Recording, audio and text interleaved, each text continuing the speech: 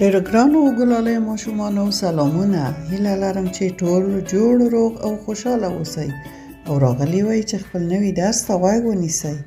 بیا هم خپل درسي چینل ته ډېر ښه راغلاست. هیله کوم چې خپل درسي چینل د نورو ملګرو ماشومانو سره هم شریک کړئ. لایک او سبسکرایب مه هېروئ ترڅو ټول درسونه په منظمه توګه ولیدای شئ. نن به بیا هم خپل درس په بسم الله الرحمن الرحیم مبارکه کلمه پیل کړو.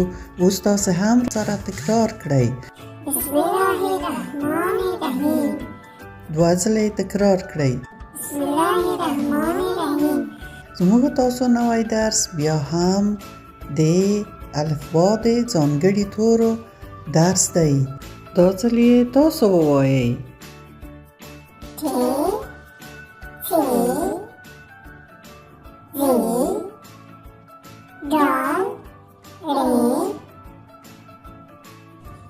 ي س ل. آفرین ډېر ښه ووایئ. او دا ځلې د ی نوبت دی. د ی د حرف یا د ی د توري نوبت دی. ی هم په کلماتو کې درې غږه لري لکه د نورو تورو په شان. غ ی غو. ی د نورو تورو په شان درې غږه لري. غ ی غو. اوس به راشو وګورو چې ی ما په کومو کلماتو کې تاسو ته چې په پیل کې راغلي ټاکلي انتخاب کړې مې ده او څرنګه غږ کړي. مثلا ی غمنز غمنز ی غمنز. په دې تصویر کې وګورئ دا یوه ښکلې غمنز ده. په غمنز موږ څه کړو؟ په غمنز موږ خپل سر مغنځوو او خپل ځان منظم کیو چې ښه ښکاره شو، پاک ښکاره شو. ی غمنز غ تلفظ کی. ی غمنز. څوک خپل سر په بورس غمنز کوي او څوک په غمنز یې غمنز کوي. غمنز دې ته غمنز وایي. غمنز. اوس به راشو وګورو چې بیا ما ی په کومه کلمه کې تاسو ته انتخاب کړی چې په پیل کې راغلی او څنګه تلفظ کیږي. ږیره. ږیره. هغه ویښتان چې د نارینه‌و په مخ شنه کیږي ږیره ورته ویل کیږي. په دې تصویر کې وګورئ د دې سړي ږیره. ږیره. ږیره. ی تلفظ کیږي. ږیره. ږیره. ږیره. ږیره. اوس به راشو بیا به وګورو چې ما ی په کومه کلمه کې تاسو ته انتخاب کړی چې په پیل کې راغلی او څنګه تلفظ کیږي. غږ. غږ.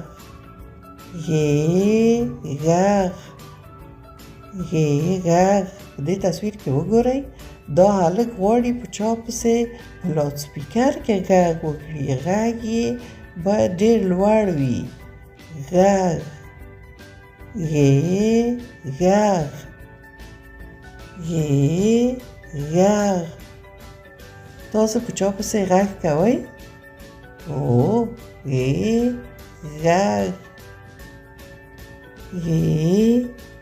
غږ. اوس به راشو د ی ترانه به ولولو چې ما به په کومه کلمه کې تاسو ته ترانه خوښه کړې وي او څنګه ترانه به وي. هیله لرم چې ترانه مو خوښه شوي. دوه ځلې به زه درته ولولم او دوه ځلې تاسو ولولئ. غمنز. سرغمن ځان آماده کړه. ځان د پاک او ښه سوتره کړه. ځان ساتنه په موږ فرض ده. ښه روغتیا لکه ګوهر ده. بیا به هم درته ولولم. سرغمنز ځان آماده کړه. ځان د پاک او ښه سوتره کړه. ځان ساتنه په موږ فرض ده. ښه روغتیا لکه ګوهر ده. ښه اوسې تاسو ولولئ. ی غمنز. سرغمنز ځان آماده کړه. ځان ساتنه په مور فرض ده که روغتیا لکه جوهر ده. یو ځل بیا یې هم ولولئ.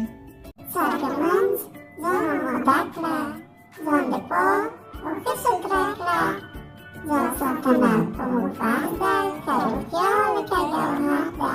آفرین، ډېره ښکلې مو لوسته، ډېره ښه مو لوسته.